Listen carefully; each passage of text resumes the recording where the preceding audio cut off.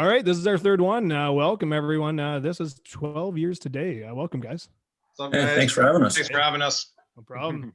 Some Canadian content right here. Hey, that's the one thing. Eh? So you guys are both from Wasaga? Yeah. Yeah. Kind Yeah, I live in Wasaga. He lives about 30 minutes away. He left Wasaga. For good reason. You didn't go to like Elmville, did you, or something like Oh, you know what North of that. North that? of Didn't go to that. the zoo? No. Nate does his research. Apparently, he's looking. No, I've got my cousin actually. That's kind of how I started into music, playing guitars. He lives in Wasaga. Oh, nice. Okay. And when he was living in London, called Diamond Steel, they played Call the Office, which is kind of that's the token. If you get into London and you play Call the Office, you've essentially made it. No. No lies. All right, maybe not. If you're not playing Call the Office, you're not playing anywhere. That's I don't know. The Hips That's played London. there. Okay. Like all the big guys have played there. That's Really, pretty at cool. some point. Yeah. No, they've. It's there, but so he played there once, and there was a tape. I'll never forget it. It was inside my tape recorder that I had, and pulled it out. And when he gave me his guitar, it was the tape was actually in there. And then one day I was flipping through. I was like, "Oh, look, what the hell's this?" I'm like, "Oh, tape." And sure enough, and people that are listening to this are going, "What the hell's a tape?" So, Scotch tape? Scotch tape, exactly. We used to have to listen to a song and then rewind it if we wanted to hear it again. That's It's right. not That's like, what a tape is. Fucking Right. Yeah. system. Oh man. So what's been going on, guys? You guys are rocking and rolling, it seems. Doing lots. You guys are too, where we kind of seem to have a launching pad right around the same time. Yeah, Yeah. I saw on Twitter your birth is 2020 December, but when did you guys actually start getting together? I guess it was 2 years ago. Yeah. It was like mid 2019. We kind of reconnected by accident, and we actually played together in different bands years and years and years ago. And it was funny. Like, I always wished that I had him as a singer, and I'm going to assume that he probably wished that I was his drummer. Let's not have that on air right now. It's funny he says that because like the first time we met, we were both in different bands and we were playing the same show. My band, I guess, I don't know what you want to call it, the house band or whatever for the night. So we had all of our gear set up, and Jay here was the drummer in his band, and my drummer at the time, he had a pretty sweet setup. And his skill was okay. He could keep a beat most of the time. And then Jay got on the drums and just like went complete like rev on the things, and like it was just unreal. And that was the first time I'd met him, and we ended up connecting about a year later, mostly because my wife, who was just my girlfriend at the time, worked with his mom. So she knew him that way. And it was just one of those, I left my band. He wasn't doing anything at the time. And we just hooked up. We did I think, what was it, Kill Switch cover we did together.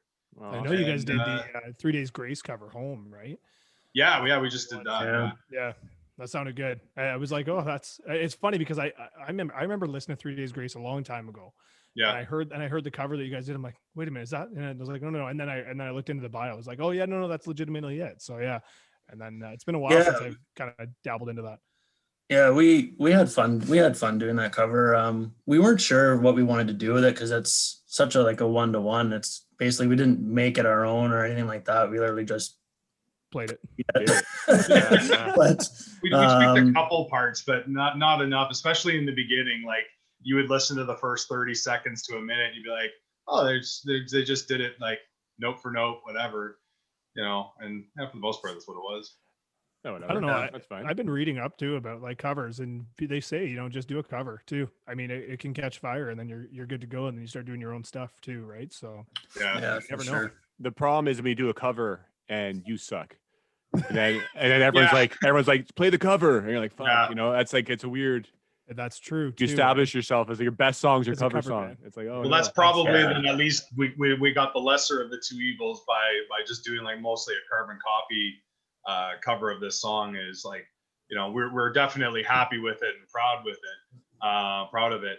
But yeah, we didn't bring anything new to the table, but definitely it didn't suck. It would make a very good karaoke with vocals version. Okay. Yeah, that's pretty well it. I like that. Are you guys are a 2-piece right now? That's the whole band. Yeah. So yeah. Jason, do you do the guitar and the drums on the recordings? I do all music production. Oh wow. All that stuff. And then James will come here when there's not a lockdown. Yeah. And track vocals. Fun. That's cool. But I mean, for our first record, I had all that music for the most part done and ready to go. Actually, when James and I reconnected, I had a full metalcore demo EP ready to go. Wow. Planning on going in this entirely different direction, but we kind of, one thing led to another, and we started kind of on the venture that we're on now, and I'm glad we did, because having a lot more fun with this rather than screaming your face off all the time. I'm getting a little old for that. Yeah. So was it like some more like, were you kind of like on the lines of Alexis on Fire then, Jason, like at that time? I mean, here I am pulling all the Canadian content. I apologize. Yeah, I know, that's I know. out there that's listening past Canada right now is going, whatever. No, I played a lot of like, when I say metalcore, I mean bands like Killswitch Engage. Okay. Yeah. And stuff like that. Parkway Drive and all that kind of stuff. But I always had this side to my writing as well. And I just never had a vocalist that I clicked with. So I didn't want to not do that kind of stuff as well. So when James and I got back together, so to speak, it was going in that direction for sure.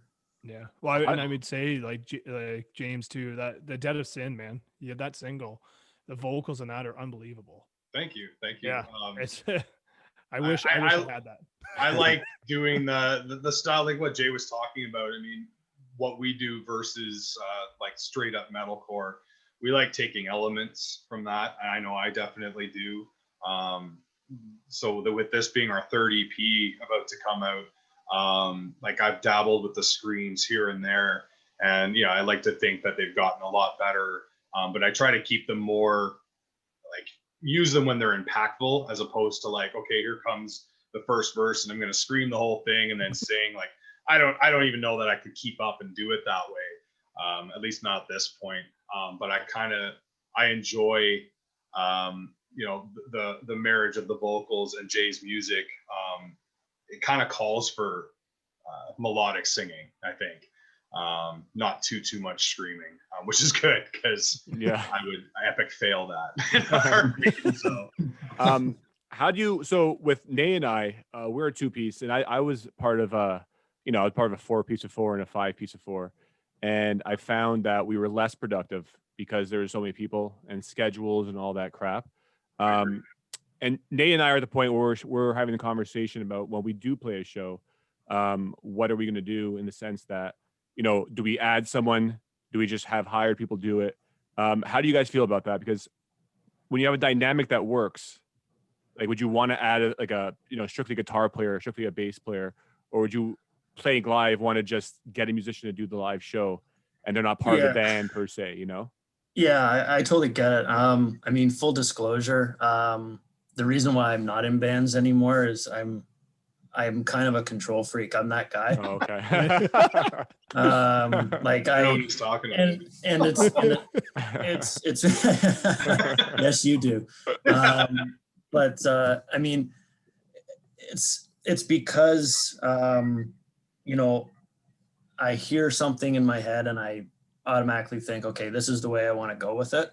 Like in terms of guitar and writing and stuff like that. Yeah. I'm not so much like that if I was just a drummer in a band, because I can focus on drumming and not so much the songwriting.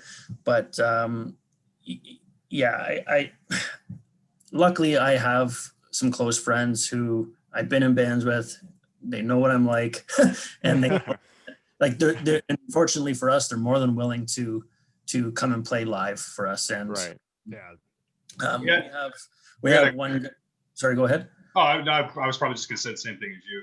Like your friend, or our friend Mike, he'd pretty much taken the liberty, I think, right off the bat from the first record. I think he just decided, well, I'm gonna learn this whole thing just in case, and you know, and he did. So I mean, you know, there's always backup there, and we're really grateful for that. You know, it's not like anybody's like putting their lives on hold waiting for us or anything like that. But like, you know, Well, they might have to though. I mean, honestly, you never know. You better be ready. Yeah. So yeah, that's what I was curious about, because we are entering that phase where we don't really, right now, there's not someone we're going to lean on to you know, play the drums live, because even on our album, the drums are all programmed. It's all just like MIDI, and so that's our struggle. Is what we're going to do. We need a second guitarist. We're going to need a drummer, a celloist. Yeah. Give a cello one of the songs. We also a full choir behind us too at some point. Why not? Yeah. Exactly. So, just have it all in one. With this COVID shit, where it gave us the opportunity to, you know, focus and record.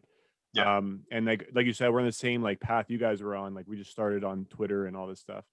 So we're thinking about the next stage. Like we talked about the UK and how your band is also all over the UK, and we getting more love in the UK than most of my friends, you know, like we're just, they care more. Right. And I text a bunch of my friends the other night when we were on Radio Wigwam in the UK, and out of, I don't know, 12 or 13 people that I text, like 2 of them text me back. Yeah.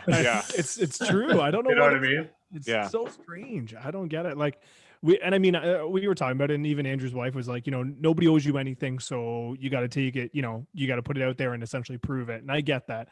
But when you think, you're like, oh man, like you know, you guys were picked up actually from a lot of the similar radio stations that we were, you know, especially in the UK, especially.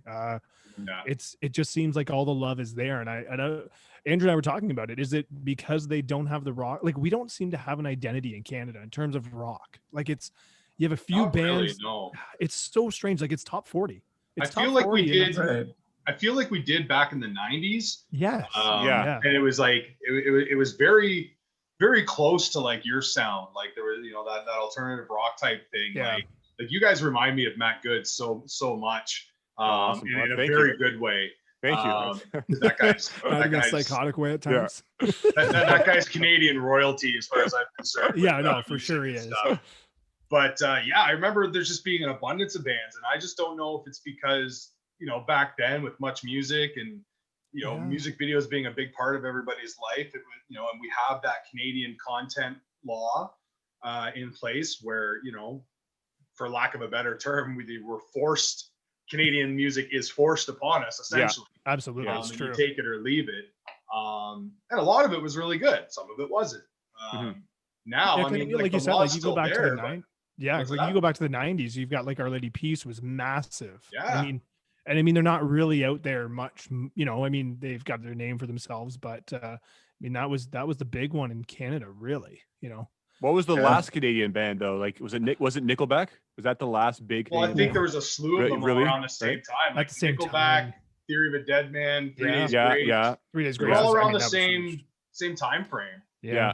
And they're still like, they're still there. 3 Days Grace is still probably one of the biggest bands in the world right now. That's true. Even with the lineup change, you know.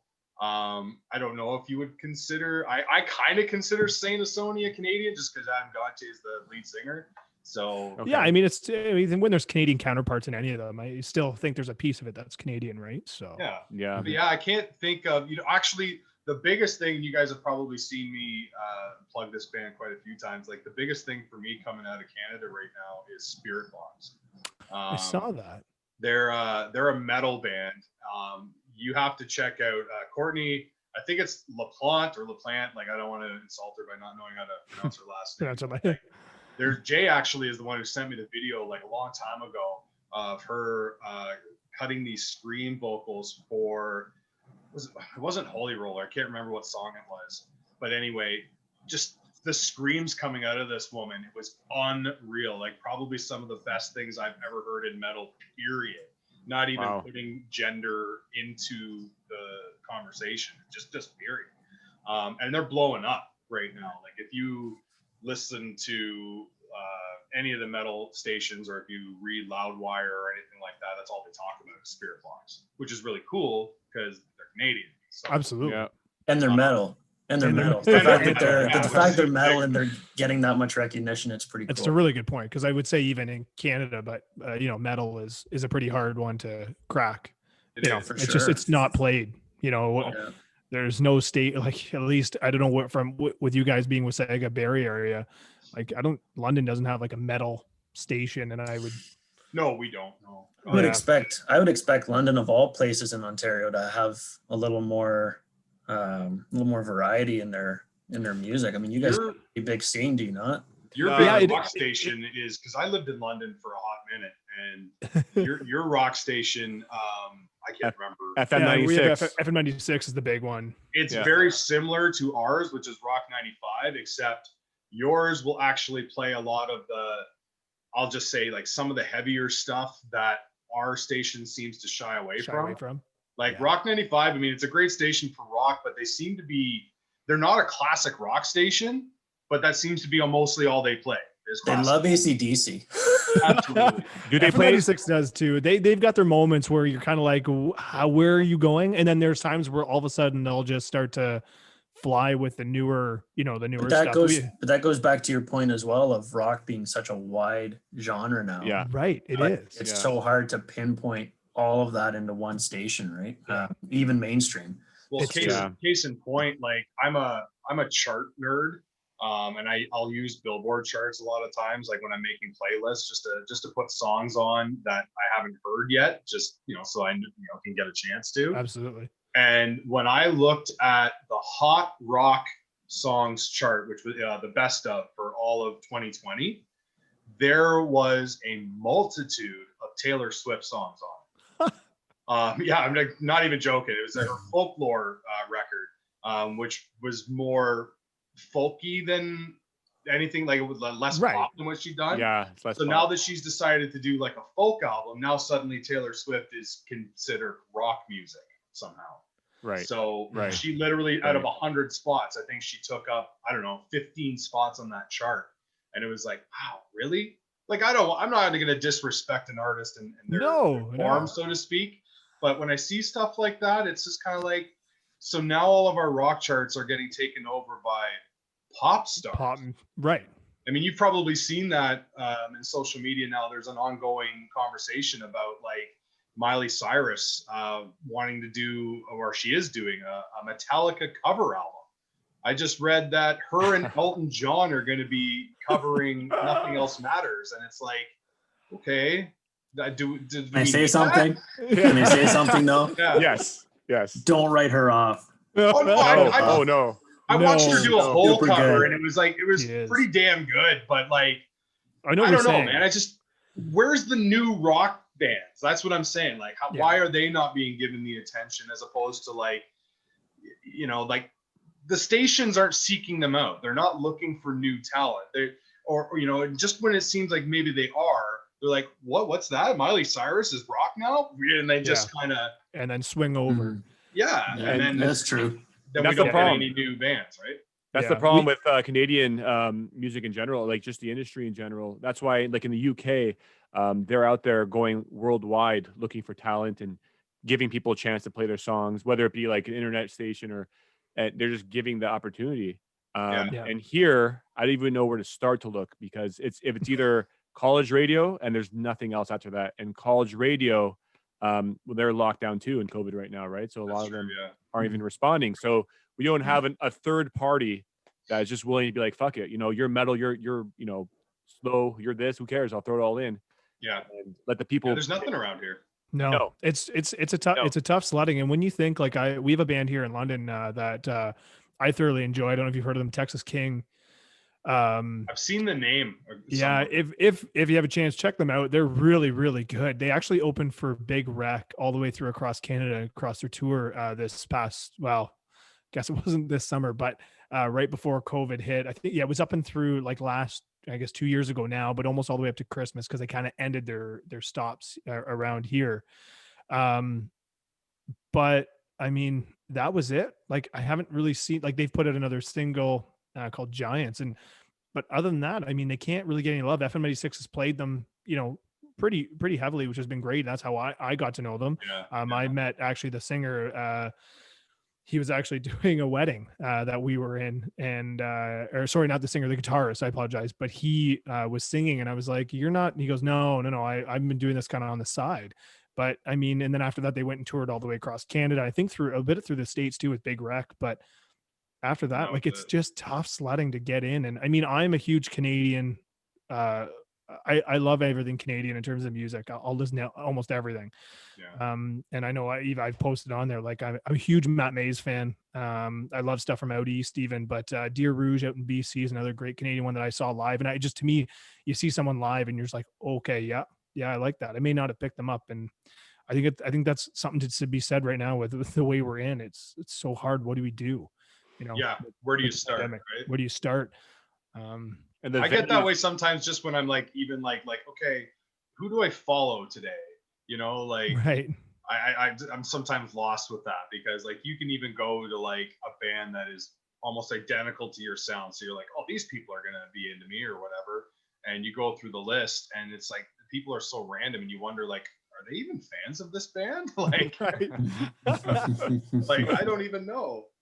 So I don't know. How are you guys doing with that? Like, are you getting hit up with a lot of like promotional type stuff where they want your money and whatnot?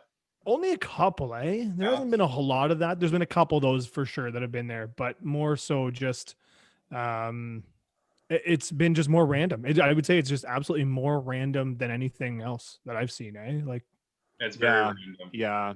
And it's kind of sad, it's the amount of work we're putting in. And like I said, like actually my next question for you guys is, and you kind of answered already, but are you, the people around you, are they supporting by like sharing your shit? Like you guys probably have supported us more than anyone I know, like honestly, like my wife will put in her stories and whatnot, but we get a lot of likes. I get some text messages, but nothing like people are like not sharing the actual music. I don't know. I have a very small group of like really tight friends, and when I say small group, I mean it's like Jay, my best friend since I was in kindergarten, actually lives in London, and like maybe like 3 other people. And excuse me, I could pretty much count on the idea that if I said like we're playing our first show tomorrow night, like they will be there, like without a doubt, that sort of thing. But as far as like support is concerned, that's pretty much why I started doing what I was doing on on Twitter, like with you guys. Like I was excited when I found you guys. I hadn't even listened to your music yet. It was just literally like we didn't have anything yet. It's a Canadian band. Like that's what I want. I want to record with a Canadian band, and then it helped. Like I listened to your music. I'm like, oh, and they're good too. That's awesome. So, but I really believed, and I've tweeted it out in words like this, like occasionally, like none of us are going to get anywhere without support. And it's not just support, like, it's great if your girlfriend or your wife loves your music. It's great if, your closest friends love your music, because they're of course they're going to. And even if they don't, they're going to tell you they do. Right? Yeah. You know what I mean? Like my mother-in-law tells me all the time how great we are. And it's just like, you're not listening to our stuff at all. Like, it's just like, it's heavy, right? Like she likes listening, like my mother-in-law and like my mother and stuff. Like they love the fact that I sing. Jay's parents, like they love the fact that he's making music and stuff like that. But like certain elements to it, like it's just not going to be up their alley. You know what I mean? Like there's not a slew of bands in our genre in their record collection. You know what I mean? Like, so it's like you still get the support, but you need something deeper than that. It's like being a little kid and your mom saying to you, it's like, well, I think you're cool. And it's like, well, thanks, but I need the cool people to think I'm cool. Yeah, exactly. Yeah. So true. Yeah. So that's why, like, I pimp your stuff, and a couple other bands and stuff like that, because like there's I think I named that list that I made, and part of the subtitle about it was like bands that I feel need to be heard. Put out, And yeah. I added a couple random people that have, retweeting a lot and stuff like that are actually helping us along. And I believe that, I'm pretty eclectic in my taste in music. So if I hear something good, I know it's good. And that's like you guys, like we're not the same, like we're both not rock, in the same but genre we're not bracket, the same no. genre, right? No, like, yeah. yeah. But I know you guys have something and it deserves to be heard. And I know, like for myself, without being that guy, like I know Jay and I have something that deserves to be heard. No, you definitely do. I just want to show certain people that we're willing to support, and if they're willing to support, like we can really do something that way. And like you guys have been just as supportive right back. We've had a few other bands that are like they've noticed that we've supported them and now they've supported us back. And that's really what we're trying to do right now is just get that support system going. Yeah, it's that kind of grassroots almost. And I mean, to go on with that about your sounds, I'm excited this Friday, right? Do you guys want to talk about what's coming on this Friday? You guys should just pip that out. out. Yeah, before we run out of time. Jay, throw some stuff out there, man. I talk too much. I was just starting to get comfortable not talking.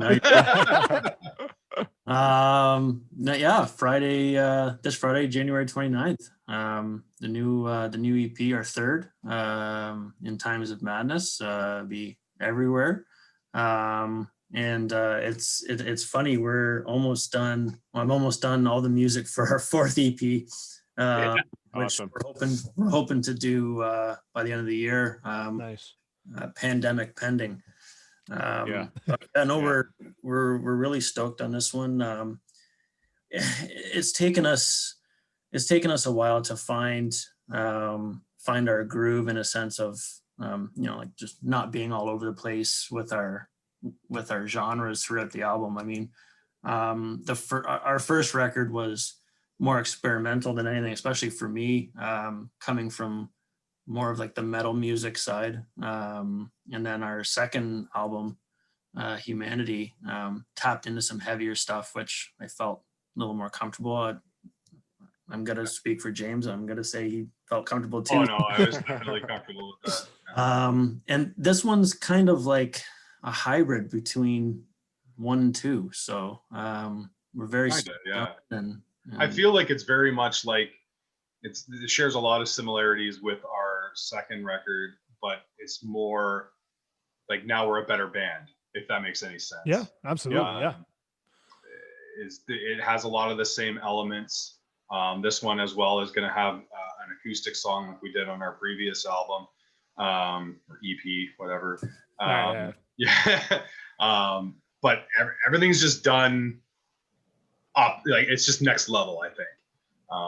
And I'm hoping people will understand what that means when they hear it. We're really proud of it. Dead of Sin, I don't even think is the best song out of the 4. They're all really good, so we had no problem promoting Dead of Sin when we released it. It's a great tune. I mean, it's doing well too. Like I said, I mean, it seems to be doing really, really well, which is great. I mean, and that's why I said to you guys, I mean, I heard that and I was like, oh man, this is really good. And I mean, it was kind of going back to what Andrew said with you guys helping us out. I was like, we need to get you guys on this podcast and at least share the love, at least to our fans that at least are listening. Because I know there's a lot of people that I know that would be probably more interested in your music than they would be interested in ours. Really, I know, because we get tagged a lot, and it totally is the 90s influence kind of that. I know people like that too. Is right. It totally what it is, and that's what we make. But at the same time, I was like, man, people need to hear this because this is some good music. And like I said, I go back to, I love Canadian music, and I love supporting anyone that, like you said, that has good music. I don't care where they're from, what it is, what it sounds like. Right. But it needs to be out there. So I definitely, no doubt. No, I just said thanks. Like, we really appreciate that. Oh, yeah. And we're big fans of you guys too. I was a little late to the party. I mean, James is the Twitter and I'm the Instagram. So that's how we are. I'm the Instagram. Yeah. So I don't do Instagram. I don't. Yeah. So I got us banned. I got us banned. So. I saw that. Yeah, I yeah. saw Well, straight banned for a week, but whatever. It's our We're all EP good. dropped and we were banned on Instagram. So that. It's insane. what are you gonna do, right? Yeah, what are you gonna do? Yeah. I'm not allowed near the Twitter anymore because of that. So. No, you don't touch the Twitter. Leave my Twitter What are you gonna alone. do? All right, guys, we're out of time here. So do you guys want to just shout out your socials? You want to do your ats and all that? It's Instagram at 12 years today. And right? Band. I think Maybe band's- band. Yeah, geez, you know that and I have no don't. idea. At 12 Jeez. years today band. Yeah. And then it's at 12 years band on Twitter. Yeah, we had the same problem too. Everyone's trying to jump on all of it. You're trying to get all this stuff. We're like, oh man, and that's why like ours like at Chasing Wreck Band. Chasing Like, Wreck no, Band. It is what it is for Twitter. We're just chasing Rex. That's all we do, Just right? chasing Just, Rex. yeah, just That's doing right. Good that. shit. I gotta say one thing before we go. Yeah. You know, the fact you guys are doing this podcast is kind of getting my wheels turning a little bit. And Good. I Go. think James and I were talking about it, and we think it's such a cool thing that you guys are doing, and maybe we can chat a little more offline about For sure. us returning the favor. I would, yeah, Yeah. Or I mean, I'd love to have you guys back on too. I mean, we had a good chat. Let's keep We'd it love to be rolling. here. Yeah, anytime, Yeah. guys. Anytime. All right, All right, guys. boys. Yeah, We'll chat for sure. Okay. we'll chat for sure. All Okay. right. Thanks for guys. for All right. coming See you out. again, guys. Yeah. Thanks for Cheers, having guys. us. Cheers. Cheers, guys. Cheers. Take it easy. Yeah.